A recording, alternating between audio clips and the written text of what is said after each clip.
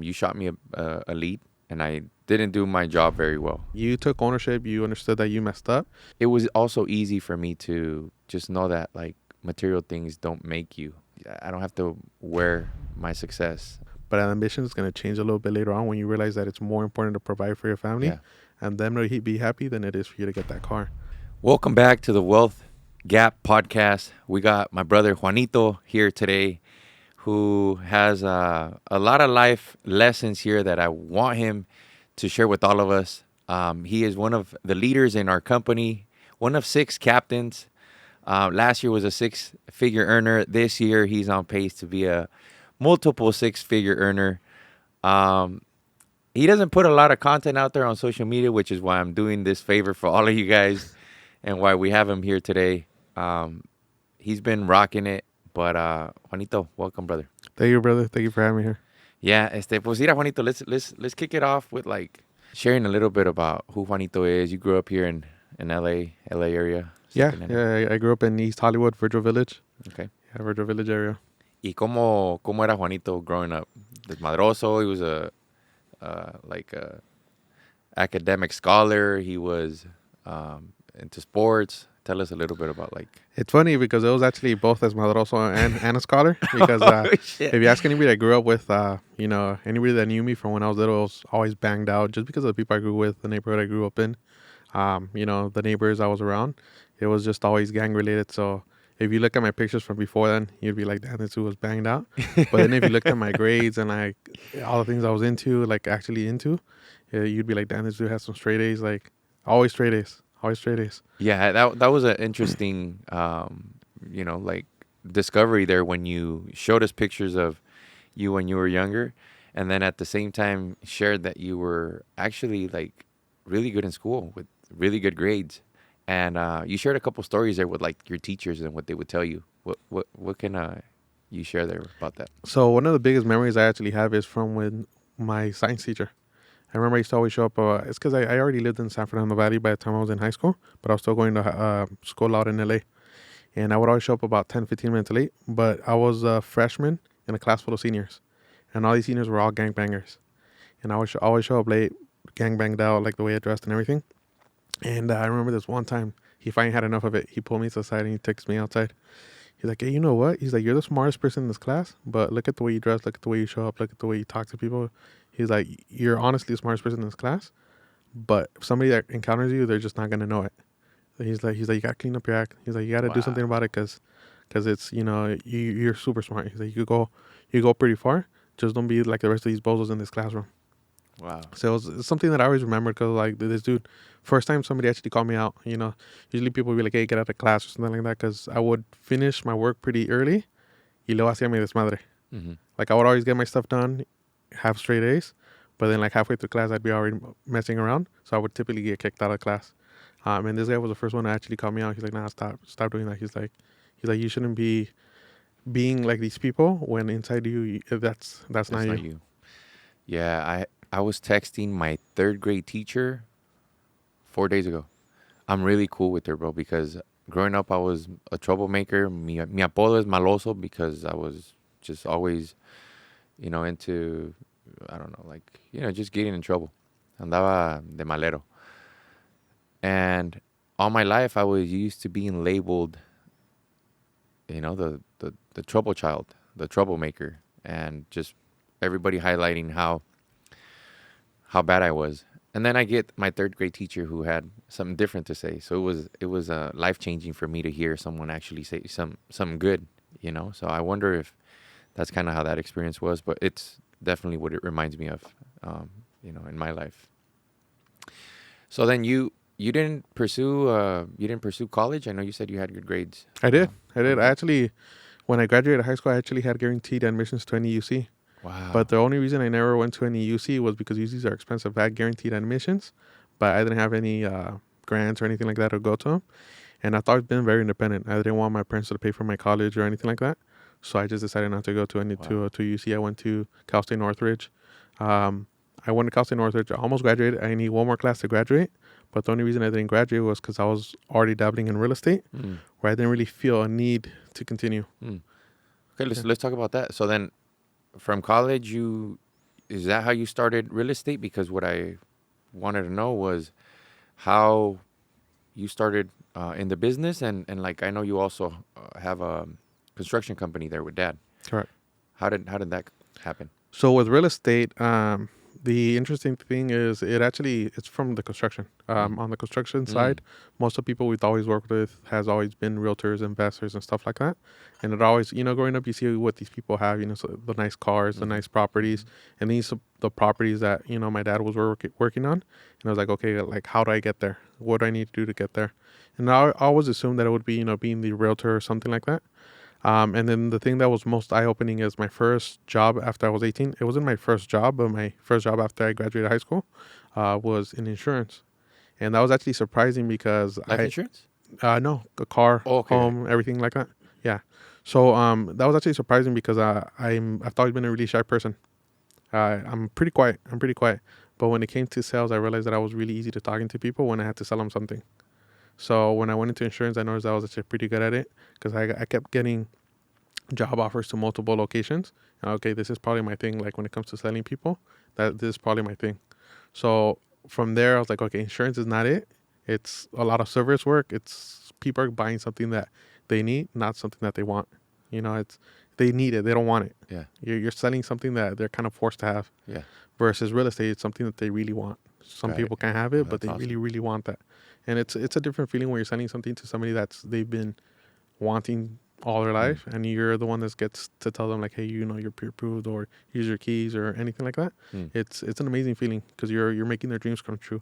I mean, for a lot of people, buying a house is always gonna be on their wish list. Yeah. So that's kind of what drove me into that. Yeah. So to go a little deeper there, you're one of the top earners in the company. You just mentioned you were really good at sales, or you realized that you were really good at sales. What do you think for our audience? Like, what helps you become, good at sales? I think would be some tips. it's probably the trust. It's probably the trust that clients have in me, because I'm very good at being honest with people, and I could sometimes come off a little strong, but as they keep talking to me, they'll realize that their best interest is always what I have in mind, and that's probably what makes my career pretty. I'm gonna say pretty easy, because I don't do a whole lot of social media marketing or stuff like that. The majority of my business is referral based, and the referral base is because of that, because of the trust I instill in clients, just from the communication. I'll be talking to clients and they'll have certain questions or doubts, but the more I go into depth with them, typically they'll be like, okay, like this is my guy. I'll talk to some people where I'll take the initial call, they don't qualify, I'll follow with them a couple of times, and then they reach out to me like 2 years later where I'm like, oh, like I still remember who they are. But they'll reach out to me like, hey, like, yeah, I'm finally ready. I remembered everything you told me the first time we talked, and I'm finally ready. Yeah. One of the guys that we study is Tommy Mello. Oh, no. Yeah. Well, Tommy Mello and then Alex Hermosi. And Hermosi just recently shared that top producers, one commonality that they found was that they use less words to sell. Like, let's say if after reviewing everybody's talk time, the top 20 percenters spoke a lot less and used less words in sentences when selling to their clients. And what comes to mind there is that you're someone that we call like a straight shooter. And I can see how someone who tries to over communicate or elaborate or extends the sell can, I don't know, sometimes cause a little bit of doubt or the trust levels not to be as high as it possibly could if you just shoot from the hip and let it be known if it's a good deal, if it's not, if like, if you believe that they should be moving forward or not. But I think that's, I don't know, it's just something that came to mind. What do you think? What do you think when people tell you that you're a straight shooter? Would you say you agree or? No, I mean, I can't say I'm sometimes not. we give you a little bit of a hard. We give them a little bit of a hard time because sometimes it stings, to hear it like real raw. He didn't try to sugarcoat it, but yeah. How do you process that? Well, it's funny because I am very direct. I'm very direct. I'm not gonna say something and lie. I'm a very direct person. I don't sugarcoat it. and it's just the way I am. It's the way I grew up.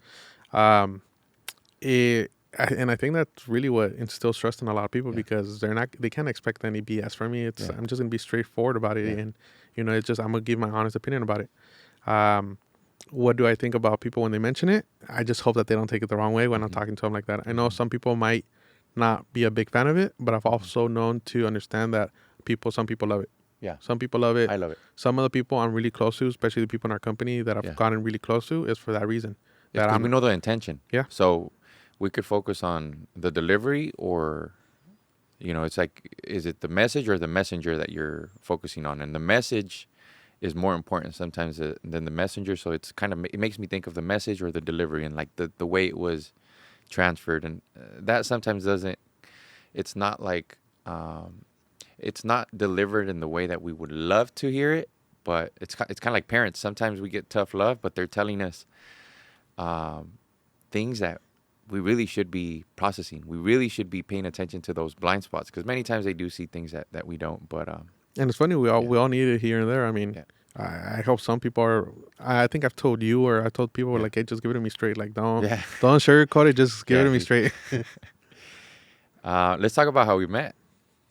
I think that's always an interesting story, and mainly what you respected about like how I handled the fuck up, you know. But so you guys know, Juanito used to be an agent. He's a loan officer now. So how did you first get into real estate? And then like I know we ended up transitioning, going from real estate to loan officer. But when we met, I was posting on social media. I had just moved from NorCal to SoCal. We connected on IG. You shot me a lead, and I didn't do my job very well at that point. I was on the newer side. I'll blame it on that. So I qualified a client that you got into escrow, but it turned out that I quoted him. I pre-qualified him for more than like what they actually qualified for. Messed up. Told you, brother. Oh man, like la cagué, But shortly after, I hit you back with like, hermano, I know I messed up last time that we tried to work together, but promise you, I'm so much better at like what I do now. So I'd love to get together again and see if we can work together.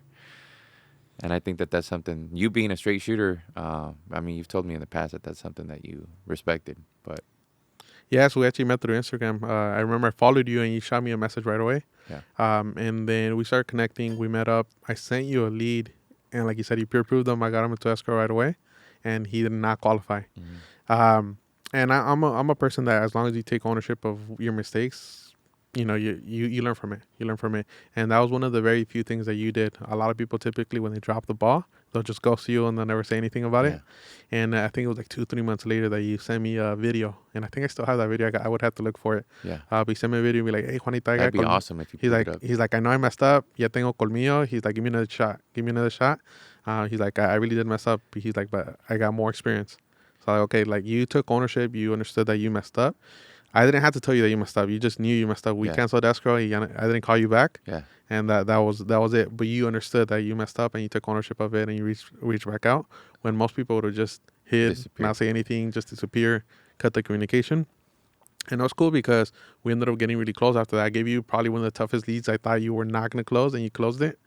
And then I saw what you're doing with your team. And honestly, real estate, when I was in real estate, I'm good at sales, but when I was in real estate, just because of my construction background, showing some of these properties that some of these people were looking at, I'd be like, like I got to sell something where I can see all the details. Like I can see all the details. And you fall in love with this house, and I'm looking at, okay, we need to fix this, and this. It almost didn't. Yeah, like, man, I believe in real estate, but I was like, I can see your budget, I can see what you're walking into, and I can see Wow. what needs to be fixed. I'm like, maybe I shouldn't be looking at these houses.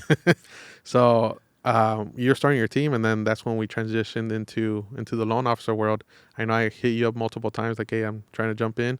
And then finally you told me like, okay, let's do it. This is what we got to do. And I think it only took me like 30-45 days to take out my license and Crazy. join the team. Let me tell you what comes to mind there. So like the product that you sell is so important for you to believe in it, to feel confident in what you're offering. Because when I started my sales career, it's funny, selling cuchillos. I was working at Cutco. And it was funny because I was 19 and I was chopping stuff up in a family's like kitchen, and I did not know how to cook, bro. It was funny.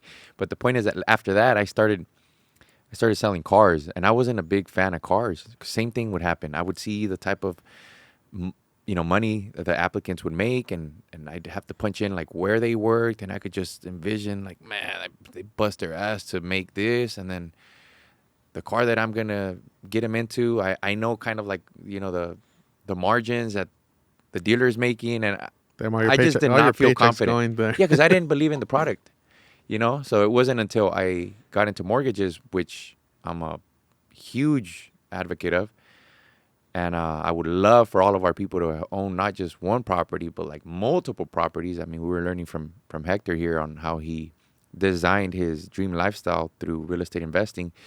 So when the product changed, when my confidence in my product and my service changed, then that's when I excelled. So that's what comes to mind there, from like you switching from the real estate side to the mortgage side, and then luckily joining the family. But let's talk about the first year that you joined, because I remember I gave a story about how when you first joined and we were working out of the West Covina office, I used to see you in the office in the 7th floor. We would sometimes spend most of our time in the 9th, but I would see you cold calling agents and just struggling, bro. It was like, I don't know, a year and a half. I don't know how long, but we had no traction.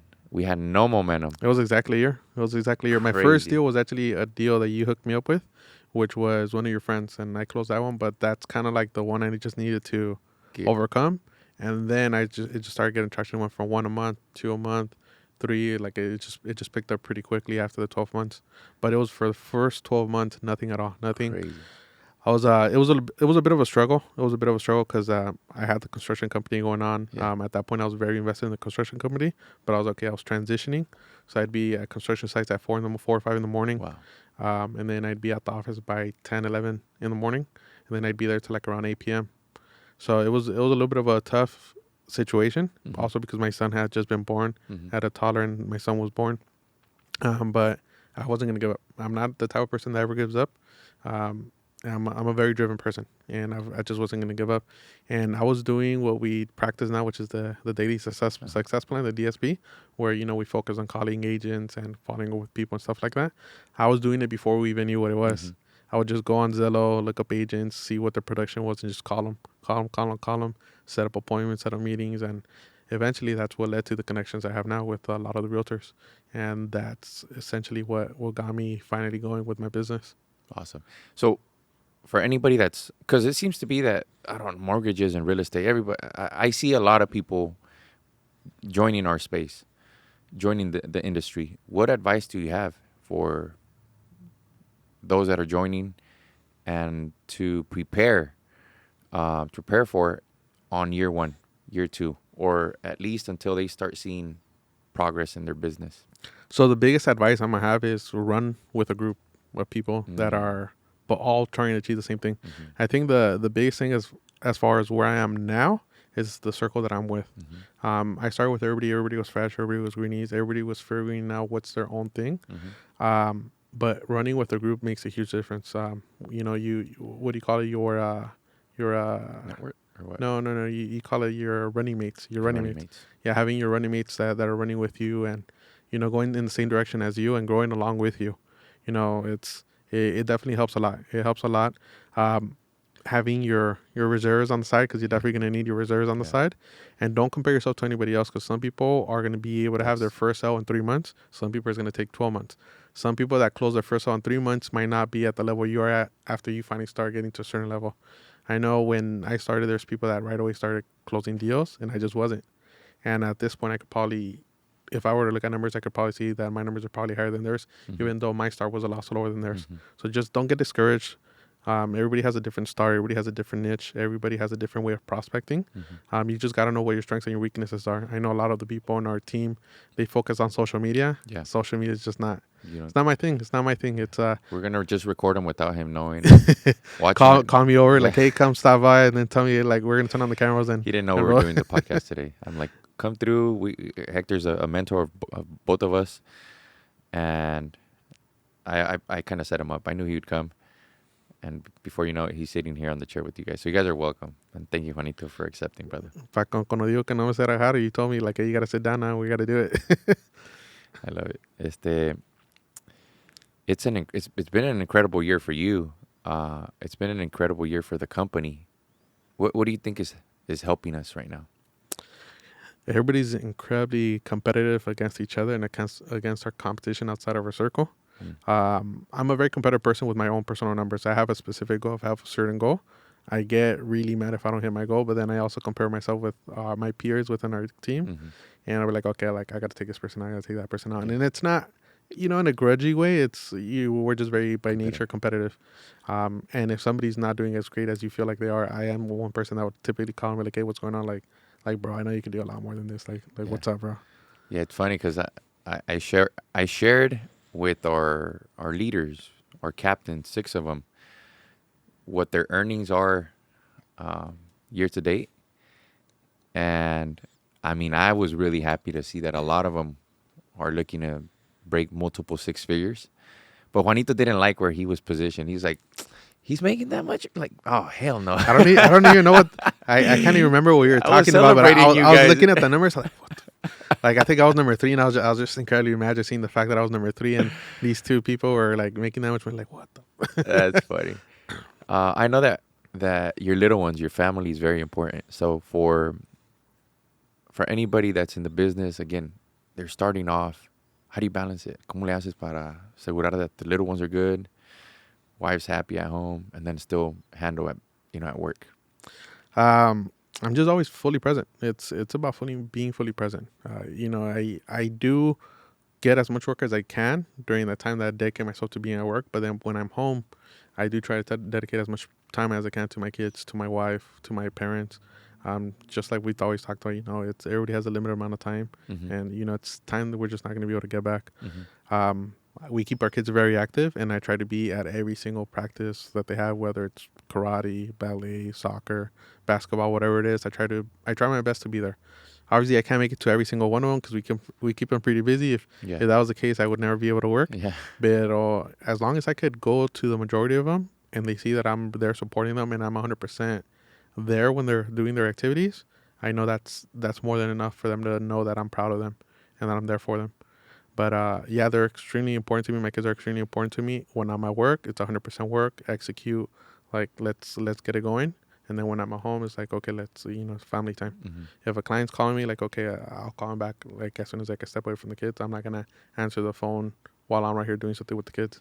Yeah, I see how present you are, brother, and how many activities you get them involved in, and that's admirable. That inspires me to be a great father. Yeah, I was actually talking to a friend last time, and we're watching our kids play soccer because his daughter and my daughter are the exact same age. They're a week apart, and they've been doing activities since they were born. And he said something that I had actually told my wife like the week before. I was like, man, like he's like, our kids have amazing lives. He's like, I can never remember doing all the stuff they do when I was a kid. And I was like, that's exactly the same thing I told my wife. Yeah. I like all the things that they do. I don't remember my dad being present doing activities because he was always busy with work. My mom sometimes had a job here and there. And then we also grew up in an area where, doing that type of stuff wasn't always the safest thing, to be out at the park all day doing stuff like that. But I mean, that's one thing that touches me. Like, I might not be at the level where I want to be, but as far as a family, I know that my kids have an amazing life. That's powerful. How about this? This is the last question that I have for us. But how does it feel being the one in the family, like the one that's swinging for the fences, the one that's going after generational wealth and helping not just those under your roof, but hopefully parents get a piece of it, brothers, siblings? I honestly can't really say that I feel like I'm the one yet, because I got big shoes to fill in with my dad. My dad was the one in the family that came over, started his own business, and he was a great example to all of us. As far as income goes and stuff like that, I think we're at the moment we're pretty much, head to head. Obviously, I aspire to do a lot of greater things.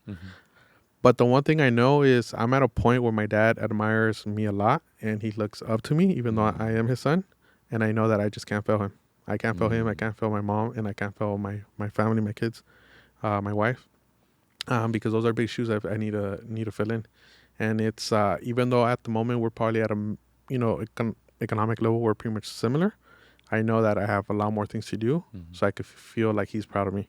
He might say now that he's proud of me, but I personally wouldn't be proud of myself, being where he came from and what he did to where I'm at now. Yeah. He gave me a good life, and for me to be where I'm at now, I gotta step up my game. Yeah. I gotta step up my game tenfold. So it's being the one in the family, I gotta make sure I'm the one. Mm-hmm. Like it's no, apenas like hiciste, you're barely getting there, Yeah. or this is what you got done. It's no, Yeah. we gotta make sure that it's tenfold. Yeah, I believe we're on the right track, brother. And for me, the best feeling so far has been hearing those magic words from mom and dad, from mom specifically. I'm proud of you, mijo. I know that we're talking about the Lambo, and I believe that was also very similar to like your dream car. Exact same color, Crazy. exact same interior, everything. I had told you when you got out, like, damn, bro, that's my dream car. You just got my dream car. But I didn't know it was like color and like Everything interior. exactly the same. Crazy. Exactly the same. You wanted to share something about? Well, I was actually proud of you when you got rid of it. I Yeah. mean, you got it. Llamó la atención. It was an amazing win for you. Yeah. But I was actually more proud of you when you got rid of it. And the reason for that was because I didn't feel like you or any of us were in a position where, to have a certain vehicle like that. Yeah. I did think that, that money could have gone better towards right. investments and stuff like that. So when you got rid of it, even though it was my dream car as well, it wasn't hate or anything like that. I was just proud of you for getting rid of it. Mm-hmm. And it also makes you realize, the people that are around you, are they around you for materialistic things, or are around you for the good? Are they here to actually see you grow? And I'm here to ride. I'm here to ride. And I saw you got rid of it, and I was happy. I was like, these are the right moves, because even though it is a dream car for me, I'm not a materialistic person. Yeah. I'm not a materialistic person. I do believe heavily in, we gotta invest in assets and stuff like that. Mm-hmm. So when you got rid of it, I was like, okay, perfect. Like now we're heading in the right direction. Now it's time to it's go time. Yeah, I had Fernando. It's crazy because, as I told Hector, I got that car not to boost to the world. It was like, man, I knew you could. I knew you would. It was a for me thing. But it was a magnet too, though. It brought you a lot of people. There was a lot of things that came out of it, which most were really good. Here and there, apparently, people didn't approve or think it was a good idea, and which I agree with. But it was for me, bro. It was like I wasn't thinking on no one's opinion, like being more important than hitting my, lifelong goal. So that shit was, what's the payment on it? Oh yeah, I'll take it. Give me that shit. I'm driving this home. So when the market shifted and it was not wise to have an expense of that amount at that time, it was also easy for me to just know that like material things don't make you. I don't have to wear my success. So it was an easy move for me to know that whatever it takes to make it to where we're intending to make it to, I'm cool with. I'm cool with doing whatever I have to do. So yeah, I heard it from Fernando as well. He said, bro, I think it's so awesome that you made some of these adjustments, and it didn't seem to bother you. No, and Fernando's the person I would talk to about it all the time, because I remember there was a time when you had it where he was super motivated of getting one as well, that he was going to dealerships, trying them out. Yeah.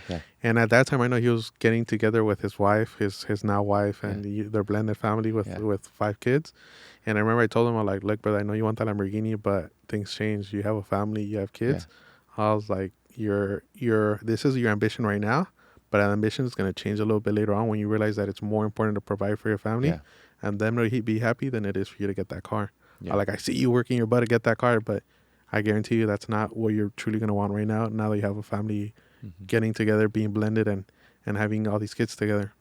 Yeah, I told him the same thing too. That I realized that it was at a sequence.